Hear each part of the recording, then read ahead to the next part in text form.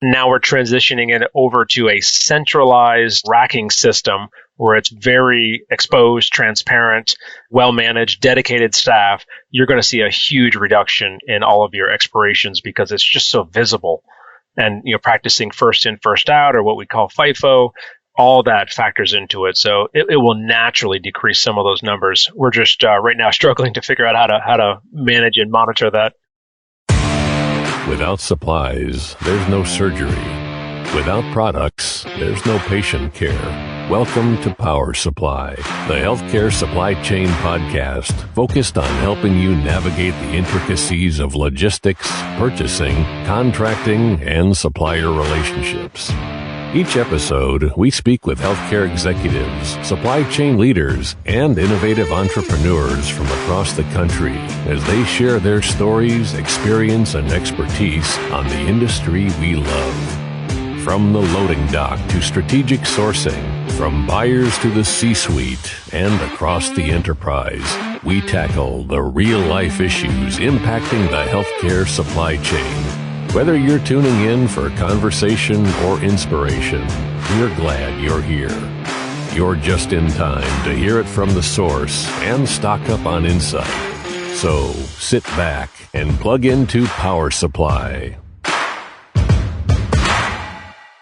On this episode of Power Supply, we are going to be speaking with Lee Ayers, Senior Director of Supply Chain Operations at Sutter Health, and we are going to be highlighting a lab replenishment project that actually is still underway, but having a great deal of success and one that Lee has been intimately involved with. He's also got an interesting background, fairly new to healthcare, and I had a chance to meet him at the annual ARM conference in August. Really enjoyed our conversation on the ARM podcast, and then he mentioned this project, and I thought, what a great conversation for Power Supply. So stay with us. We're going to be back. I'm going to tell you the whole story, all of the key ingredients to this successful program that he's been putting together, where they're at today, how they're measuring success. Again, all that and more with Lee Ayers after a short break. I'm Hayes Walder. This is Gary Skinner. And I'm Justin Poulin. From the studios of Healthcare HQ, you're listening to Power Supply.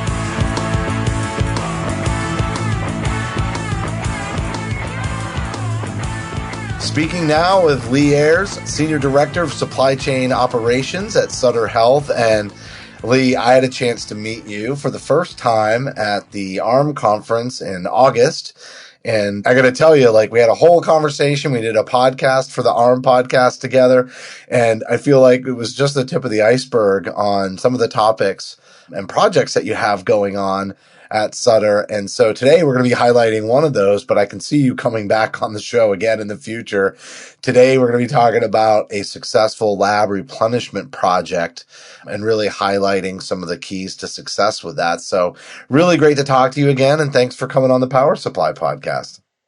Well, thanks, Justin, for having me back. And yeah, I certainly enjoyed our conversation at the ARM conference as well, and looking forward to diving into some of the topics that we just kind of scratched the surface on previously. Yeah, and why don't we have you tell everybody a little bit about yourself and your background? How did you find yourself in supply chain and now working, for Sutter? Yeah, sure. So I know we were talking a little bit before we got on the show here. I grew up in a rural town in Vermont, and just as quick as I could, I tried to get a ticket out of there by joining the United States Air Force at 18 years old. And then from there, traveled around the world, working logistics and supply chain operations pretty extensively outside of the healthcare footprint at that time. Ended up doing 24 years in the Air Force, retired about 4.5 years ago, and then found my second calling in healthcare. So I brought all of those, global skills to the table for Sutter Health in Northern California, an area where my wife grew up. And so joined them at a time just before COVID to utilize those skills there that I had learned throughout the military and in combat environments to take them and help them through their challenges with the COVID pandemic, and able to continue to deliver supply products, medical supplies, and equipment across their extensive network. Well, it's interesting. You talk about your background in the Air Force, and the other topic that we considered that maybe is just a little too early for the podcast yet is related to drones. So I think we'll definitely have you come back on, but I'm sure that that is something that you probably had some experience with previously as well. And there's been lots of good lessons, I think, that people that have cut their teeth and gotten a lot of their supply chain experience outside of healthcare that they've brought into healthcare, but also I think, some fresh eyes. I would love to just hear, what you thought when you first started into healthcare and kind of having a completely different sort of perspective on supply chain. What did you notice that was so unique about healthcare versus your prior experience? Yeah, when I was a bit scared, I'll be honest, and it was very daunting. Anytime a military member who's been in that long and has been used to that way of life for so long and been with one corporation or company, to go make that move is quite daunting, especially when to make a move outside of just, generic logistics over to now into the healthcare space, a little bit scary, right? But I was actually comforted when I joined Sutter because there's a lot of similarities between the military, which is a very highly regulated, structured environment. And if, at the end of your tasks or duties, there's lives at stake, right, in the military. And that rings true also in healthcare. If you're not doing things 100% correct, people's lives are in danger. So the purpose, right, and the mission behind both my time in the military and in healthcare were very, very similar. One of the things I definitely struggled with when I came to Sutter was the fact that you could, reorganize, right? If you don't like how a certain chain of command is set up, that you can think outside the box, restructure it, bring new people in. An area where you don't have quite that much flexibility in the military. The chain of command is the chain of command for a reason, and you don't have some of that flexibility to rework it from day to day. But I was also comforted that leadership is leadership. People are people, right? So some of the things I was scared about, office politics and those type of things, change management, they're all the same, especially at some of the higher levels in the Air Force, and same with some of the higher levels, director levels and VP levels within healthcare and other companies. So there was definitely more similarities that I saw than differences for sure. Well, I'll tell you that change management piece, that's just right at the core of all the work that we do in supply chain. And we've got some really great interviews lined up for season 9 to talk more about change management. But that's an ongoing theme on the podcast for sure. And, I think sometimes we get forced into change, maybe not even as proactively as we would like, right? Change management's a lot easier when it's related to a project that you're anticipating and that you're controlling. But lately, we've noticed market pressures forcing changes, right? And I feel like in the lab space, which is really what we're going to be talking about today, in lab replenishment, there's definitely been a lot of market shift that's been going on that has really changed the game. And I'm wondering, maybe you could just kind of talk about some of those pressures before we dive into like the project that you launched and what the impetus was for that. Yeah, you're 100% right. As we come out of the pandemic, there is still a lot of issues in the market space within supply chain that are causing us to continue to think differently, restructure and set things up a lot different than what they were pre-COVID. One of those is, we still experience back orders. I would say we're not out of the woods yet. The days of pre-COVID where, if you were short on something, you just order more and you never thought about whether or not it was going to show up or not. Those days are long gone. Everybody is running a lot more lean. Just-in-time logistics is in place a lot more than it ever was. So with that in mind, we still see these very slim supply chains that when we hit that button, it doesn't always come in at the exact time that we would like it. So for that reason, we've got to have the SMEs and the experts aligned in every space across all the categories within our departments to make sure that we are on the phone with those folks and those vendors and making sure we have the right ETAs in the system and we know what to expect and when it's going to come in. I'm sure inflation is not, it hasn't escaped the lab environment either, right? So you mentioned back orders, that's a pretty systemic kind of challenge for supply chain. I'm assuming inflation's an issue as well. Yeah, absolutely. I mean, as everyone goes to the grocery store and you see the cost of, from toilet paper to, food and everything else, the gas pumps, yes, inflation is no stranger to the supply chain and medical supplies as well. And lab supplies, a lot of the generic supplies and some of the more specialized items, the cost has just gone through the roof. So that's another area where you have to be really dialed in your forecasting and demand planning. Another reason to shift that over to the supply chain and let the experts kind of handle that. What are some other pressures? Maybe they're more unique to lab or not, but are there any others that you can think of? Well, I think the ones I mentioned were really external to a health system, but even internally, we're not always 100% equipped to be dialed into some of that forecasting. So we get it wrong from time to time. We miss submitting orders when we should, to make sure we have the necessary products to complete the procedures. So we see a bit of rushing and having things coming in overnight to make sure that we have it next day for a particular case. So I'd say, as we are not perfect, we have to rush some of those products in to make sure that they're there. And I think some of those also lends itself to making sure that you have the right SME in place to project and forecast some of those demand requirements. Was that a big impetus for this project? Can you kind of talk about why you got started with this lab replenishment project specifically? Like maybe it just kind of came onto your radar and you ran with it, or was it something that you kind of laid out as a strategy? Like, here's an area we've identified for one reason or another that we really want to tackle. How did that come about? It was actually very fortuitous. This is part of a larger strategy that we call managed replenishment. When I joined Sutter about 4.5 years ago, we had supply chain was doing the replenishment across our system in the acute setting at about 85%, meaning that other 15%, we had clinical staff members doing the replenishment of our supplies. And we've pushed that up about 10%. So we now have supply chain staff members accomplishing about 95% of the replenishment across our health system. And to get to that last 5% or just a few percentage points has become acceleratingly hard to get into some of these other spaces. So with lab is a very, I would say, complex and difficult environment to understand some of the very unique products and setup that is in our lab departments.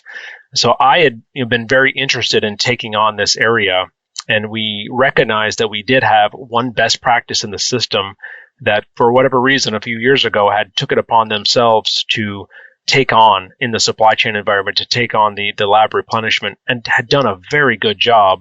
And at the same time, our VP of Lab Services had taken a tour through there and recognized this. So we got together, linked up, and looked at that best practice and said, how can we stretch this across to the rest of the system to mitigate all the, the back orders, the inflation, the rushing of the products, all the things that I had talked about had seemed to materially disappeared in this one location. So at that point, we partnered together between supply chain and lab to build this across our entire system. Yeah, that's great when you have like a success story that's working internally. You don't have to try to figure out the best way to do it. You really have, kind of the initial framework for it already built. I'm imagining that was a key recipe for success, and it probably helped your timeline to rolling this out quite significantly as well. But what were some other key ingredients that really helped? Because really what you're talking about is taking this one area of success and then roll it out across a very large organization, right? So what else kind of made that work as you brought it to scale? Yeah, so once we had the partnership between the two large departments, we now had access to town halls, a lot of communication avenues between the two different departments. We also brought on, because of the overwhelming support on both sides, we brought on a dedicated project manager who was able to help us just, maintain and focus. And, frankly speaking, I wouldn't call myself the best project manager. I've got some good ideas sometimes, not always the best at keeping it organized. So bringing on that project manager was certainly a game changer for me, and to keep us on track, to set goals, and to bring all those tools to really drive it towards success. Yeah, I think that project management piece is really critical, and I've heard it being brought up more and more often to just create that emphasis of, hey, for these larger projects, we really need to have project management assigned to help guide the process and maintain that momentum and that focus and make sure that all of the action steps are getting taken care of and in a timely manner. So how did you go about getting a project manager? How long does it take to get a project manager assigned? Is it always just one? Do you sometimes need multiple? Maybe just give us a little background on that aspect. Sure. Yeah. It only took probably about a month. I definitely pride myself in keeping relationships with, all the leaders across our organization. And we have a centralized, project management office and a, centralized intake process. So, with anything else, you can, submit the form, and then you can start to reach out and network a bit with the people that are, assigning the resources to your project. So once they saw the overwhelming support between both lab and supply chain and some of the value that this would bring to our organization post-COVID, it was a shoo-in for them to support it. So it was pretty quick. And then, bringing on that project manager, they started with a charter that really helps us align the goals of what we're going to be after as part of the overall effort, holding our feet to the fire and making sure that we assign success criteria. So we knew exactly what we were going to measure before as a baseline, and then, 90 to 100 days after to see what did change. And then just pulling the group together to have kickoff meetings across all of our sites, really just buckling down and making sure that, the meetings were scheduled, the follow-ups were done, the action items were recorded. Again, really not my forte, so I'm just so appreciative of all of our project managers that come together and push these projects forward for us. Yeah, I would imagine too, with their focus on project management, they probably establish some relationships. They probably have a pretty good idea of where the bottlenecks tend to be, and they might be a little more adept at maneuvering some of those potential bottlenecks or stumbling blocks, et cetera, as you are working through the project. Now, how did you break this down? Because you're a 23 hospital system, right? And now you're gonna start extrapolating this success or these, two departments that were doing really, really well, and now you're gonna build that out. I'm sure the project manager helped you partition this in a way to maintain, like you didn't just all of a sudden go to all 23 hospitals one-on-one, right? You must have had some sort of a plan there. How did you do that? Yeah, that's correct. Sutter is broken up into what we call our greater markets. So we have 5 regionalized markets in groupings. And so we elected to do a staggered approach on this, and really just for the ease of implementation. Although lab replenishment, one of our very important products or projects for us, is not the only one, of course, that we're involved in. So to make sure this worked within everyone's schedule, including the project manager, we elected to do that staggered approach and do it market by market. And what we did is we would have a kickoff meeting with the leaders of that market, followed very quickly by lower level meetings with some of the SMEs and individual contributors of those departments who are really going to be mostly impacted as part of the effort. And again, going back to change management, this is just in an effort to, one, come through the front door and build that awareness at the leadership level, and then start to work with the individuals developing that desire. Once we start to tell them, hey, this is what we found in our best practice in other areas, and I think this is what we can deliver to you, but we just got to do X, Y, and Z, and you start to build that knowledge in there. So really going through the change management steps very deliberately in that staggered approach, again, where the project manager was absolutely crucial, really helped the success of the project. And at this point, I'd say we're about 40% of the way through that. We've definitely met some challenges and there's some opportunities there, but by and large, that structure has been very successful as we've kicked this off in our system. Did you have the same project manager for all the markets? Like that one project manager oversaw all of it? Yeah, that's correct. Yep. That helped maintain the continuity, the governance structure, following up on all the action items. Yeah, that really helped keep that consistency. And so with the project manager kind of leading that, did you pick certain markets for a certain reason to go before another one? Or did you just kind of put them in an order and go? Or Were you sort of like, hey, we know this one market tends to be a little bit more, progressive and more willing to make changes versus others, or maybe we've got, somebody who's really an established leader in lab in this market versus we've had some turnover in this other market, and so we want to be more refined as we approach that? Like, what were some of the considerations as you picked which market to start with and end with? There was definitely some rhyme or reason to that. As I mentioned, we had one of our regions had the best practice, right? So it just made sense to really start with that region where you have already a lot of networking with the surrounding sites. So in that particular region, we have 5 of our main hospitals, and one of them being the best practice was now able to link up and travel to and provide over-the-shoulder support, and the other sites could come visit that best practice to really build that networking and that relationship and provide that training so that they were all successful. So that was number one, to develop that market with the best practice. From there, we kind of went out and looked at what was going to be maybe the easiest first. That may be the wrong way to approach it, but we started the ones where we knew we'd have some quick wins, because when you run a project this large scale across the entire health system, the more momentum and quick wins and word of mouth, right? When things start to spread throughout the system, the likelihood of success is going to start to propel and accelerate. So we tried to get as much done as possible in a very short period of time, which started to be very successful. And then towards the end, we tagged on our sites that have a union environment. And this just, it's not impossible, but it just made it very difficult to transfer some of those duties from one union to another union. And some of our sites, we have our lab department is in one union and a supply chain is in the other union. And those are really difficult to navigate. So now we have to have negotiations with, Sutter, 2 different union parties, our HR, labor relations, and they tend to become pretty large meetings. I think at the core of it, everyone really understands what we're trying to do, and we can bring all the success measurements and all the criteria and everything that we started the project with and now are measuring and show them the benefits. So I think that's helpful, and that was one of the reasons I saved that to the end. Although it's the hardest, I knew I'd have all that data leading up to it, and I could show how successful it's been to be able to really sell it to some of these other entities. When it comes to the unions, does the project manager get involved in that as well, or is that just kind of a separate function? The project manager definitely is involved to a certain degree, setting up the meetings, kicking things off, recording action items and those type of things, but not so much involved with too much of the dialogue or anything like that. Yeah.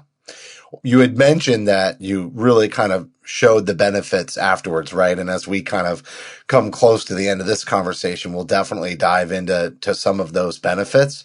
But I also wondered, knowing that there was obviously, potentially some resistance and, you have different voices that are coming to the table with the projects, did you do anything to kind of get feedback from everybody who participated, whether they were from supply chain or lab in the various markets as you were rolling out? Like, how did you kind of evaluate whether or not they were happy with it afterwards? Yes, there was definitely a lot of, you're going to encounter some resistance at the front end, of course, but we really did struggle a bit in the beginning on how were we going to measure this both objectively and then subjectively, right? The numbers are one thing, but how do people feel? We're definitely very big on that change management piece again. So we developed, using SurveyMonkey, right? Developed a 5-question survey that we pushed out to all the different levels that were impacted. And we just asked a few questions, what were the positives that came out of this? Are things effectively better? And do you feel more supported? Right? What are some lessons learned or some things that aren't going that well? So we tried to ask a good smattering of questions so we could really understand where we nailed it, where we hit the mark, where we didn't, and what we could tweak as we go along, or maybe there's a phase 2 where we come back and tighten some things up as part of the project. But I think with that, we're starting to get a good picture, and it's overwhelmingly positive at this point. That may change throughout as we get to maybe some more of the union environments or some more of the difficult markets that we're going to be undertaking. But right now, I think we've got some really good data that points that we are hitting the mark with the project. And that really checks the box for that kind of that qualitative piece of it. And then we'll obviously move into the more quantitative as we start to measure some of the actual data and numbers. Well, let's talk through that quantitative benefits of, implementing this system for lab replenishment. What have you found, in the markets that have implemented, just in your measurables? Like you said, you identified, some key metrics with the project manager to really take a look at that, including timelines too. Like, were you hitting all of your timelines along the way? And then what were the benefits that you were able to measure? Yeah. So before I get into the three main metrics or the three objective metrics that we're measuring, the timeline, honestly and transparently has definitely slipped a little bit. We were hoping to have the project completely wrapped up by the end of Q4 this year, but it looks like at this point it will at least go into Q1 2024. Which we're definitely okay with. And I think a lot of that goes back to our conversation around some of the union environments. And maybe not so much on disinterest or competing priorities or anything like that. It's mostly just around timing of scheduling and having very detailed conversations. And I think we anticipated that going a little bit quicker, but I'm okay with it going a little bit longer because we obviously just want to make sure it's done right.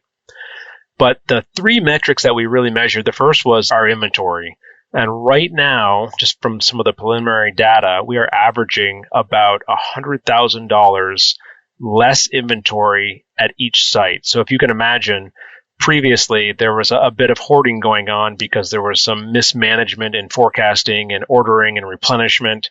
And so we're averaging now that $100,000 less per location that we can carry that much less inventory. So that much less management. So it's a big reduction and a big cost savings overall, or I should say cost avoidance really, because we've transitioned all that over into the supply chain hands and had really SMEs doing all the forecasting and ordering. The second one was balancing that supply and demand. And this has a couple different aspects to it. First is just really lining up that supply and demand, right? So right sizing the inventory. So we concentrate on two things really, is our fast movers and our slow movers. And we're constantly trying to push those two bookends together to make sure that we have the right sized inventory. And this naturally also helps in the way of expiration management. So we have metrics against both of those two within the right size category that helps us track all that. So far, we've seen about a 10% reduction in some of those fast movers and slow movers and really helped us dial in the inventory. And I have not been able to measure the expiration management yet, but certainly when I do, we can talk about that at a later date, but it's looking promising. I mean, even just theoretically, there's got to be a huge return on, preventing expired products, right? Like, I think managing products and expirations a challenge, whether you're talking about lab or pharmacy or any other aspect of supply chain, is it not? Of course, yeah. When you go from storing product in desk drawers and cabinets and cupboards, now we're transitioning it over to a centralized racking system where it's very exposed, transparent, well-managed, dedicated staff. You're going to see a huge reduction in all of your expirations because it's just so visible. And practicing first in, first out, or what we call FIFO, all that factors into it. So it will naturally decrease some of those numbers. We're just right now struggling to figure out how to manage and monitor that. Yeah, it's the data set that's challenging, right? So, you kind of mentioned first in and first out and kind of restructuring like where the products were stored. What were some of the other, key things that you did? Like, did you have to change a lot of the layout too? Because you talked about reduced inventory. So obviously you changed storage, but were there other things that you kind of did structurally or fundamentally in terms of, was it first in, first out before, or it wasn't and now it is? Like, were there other concepts that you applied in the project? Yeah, well, most of it was decentralized. So if you can imagine in a lab department, you may have, 12 laboratory techs who are all doing ordering on their own. So on one side of the room, you may have somebody with a stash of materials sitting in their desk and they're ordering off that. And then, just down the way, you have someone else that's got that same product who's also ordering. So one person may run out, the other may have too much, and they may not even know that the other one is storing that. So there was zero visibility. And the one with the surplus probably had a lot of expirations and products because they were hoarding it all on their desk.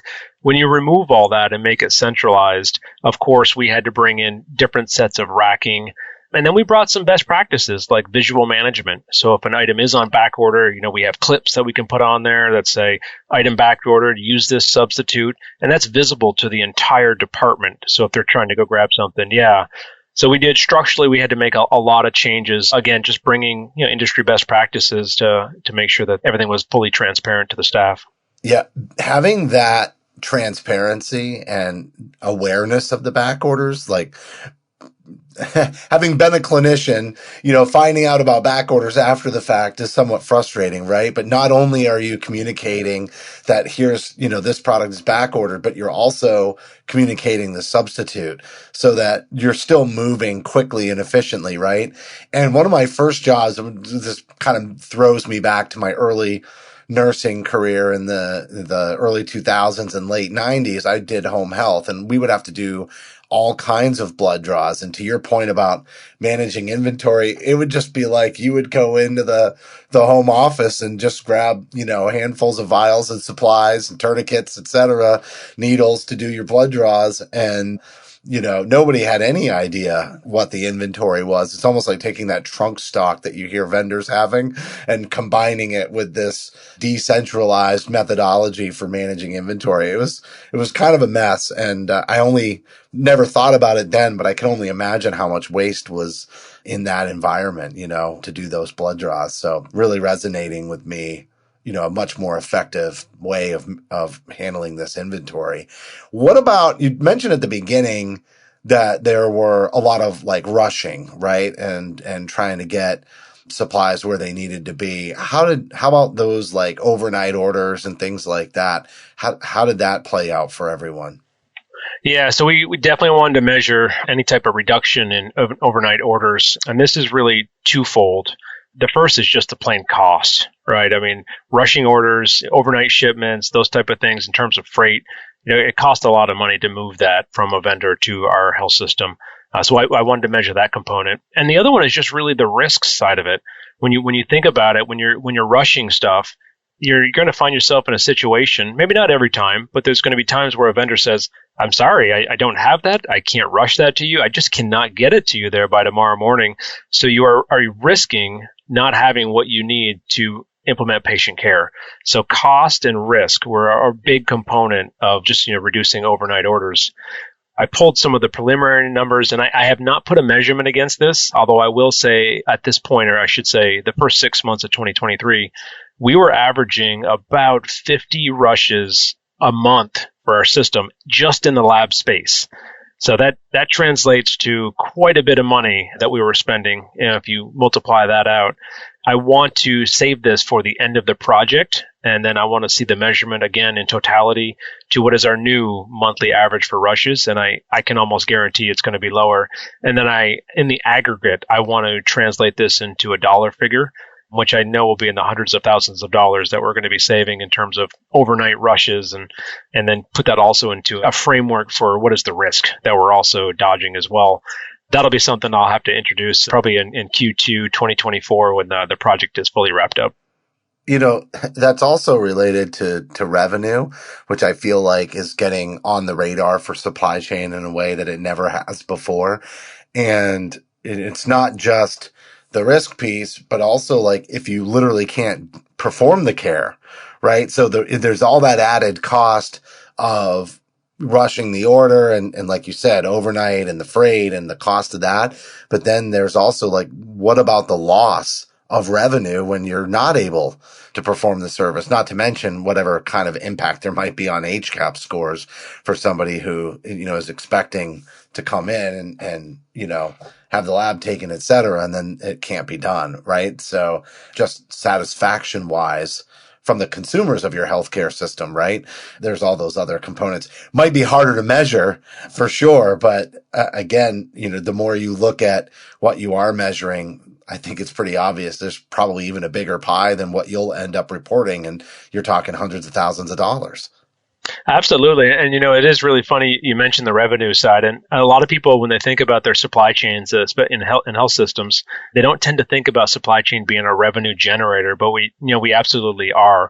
So this next year, and our dashboard is almost done, but what we're trying to do is double down on charge capture and making sure that we are doing everything we possibly can to make sure we have, everything is charted accurately for every procedure that our health system does. And we do believe that we will see a significant growth in just the revenue that is generated off those procedures. I'm not prepared to talk about the gap that we have today, but we think this will be in excess of millions of dollars if we start to really double down on the charge capture. And so that's just one great example of the revenue side and something that our supply chains can start to generate for their organizations. Yeah, that's huge. That is so huge. All right, Lee, this is really a great story. I love getting success stories, especially ones that start small and grow to scale like this one. Because if you're a listener of the podcast, no matter where you're working right now, whether you're in a rural setting or part of a large healthcare system, this conversation was for you. And Lee, I appreciate you sharing your insights. I kind of teased it earlier that, one of the other topics that we thought we might consider was, implementing, the utilization of drones to help move product around in the organization. So I'm going to let everybody know that I'm excited to have you back on, but maybe give everybody a teaser for your future appearance on the podcast and talking about that before we wrap up. Yeah, absolutely. And, it's funny because this kind of relates to our relationship we have with our lab services team. They were really excited about the idea of flying around specimens around our health system. And you hinted on it earlier too. So, being a member of the United States Air Force, I gravitate towards the sky, right? And part of my role is I'm also over our courier function. And initially, our courier brought this idea to me about, what if we flew things over the road, right? And we didn't have to worry about wildfires and traffic jams and all these things that I experience out in Northern California. And it just really resonated with me. And so I approached our lab services VP, and she loved the idea as well. So one thing that we are piloting here probably I would say within the next month, our drone pilot project to just test the idea. We're not going to move any actual product yet, but we are playing around with this idea of what would it look like if we started to move lab specimens a lot faster? What would it look like if, we could get test results to patients in 6 hours versus 48 hours, right? What if you could find out same day whether or not you have cancer or you don't, right? That afternoon from an early morning test. So those are all the value adds that we're trying to think through and all the possibilities that we could deliver back to our patients through the use of drones beyond just, sustainability and marketing and return on investment and all those things. It's a really great space, I think, to get into when you look at all of this and holistically. So just definitely really excited to kick that off. And I think once we get more mature in that space, I would certainly love to come back on and talk about some of the lessons learned that we got from the project. I would absolutely love to have that conversation. So I'm not going to forget it. I'm going to hold you to it, Lee. This was just a great discussion today. And I can't thank you enough for coming on the Power Supply podcast. Yeah, my pleasure. Definitely appreciated it as always, Justin, and looking forward to talking next time.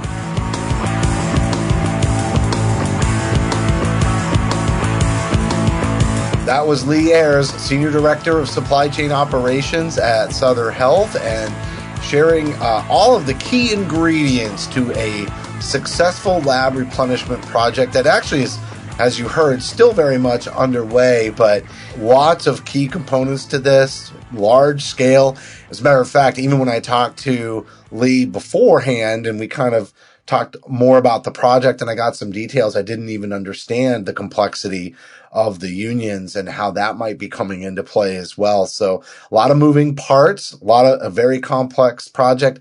I think a good takeaway from Lee is just engaging project management to help scale up a project like this. I love how they broke it down in their 5 different markets and tackled one at a time through that staggered or phased approach to make the implementation, more focused throughout that.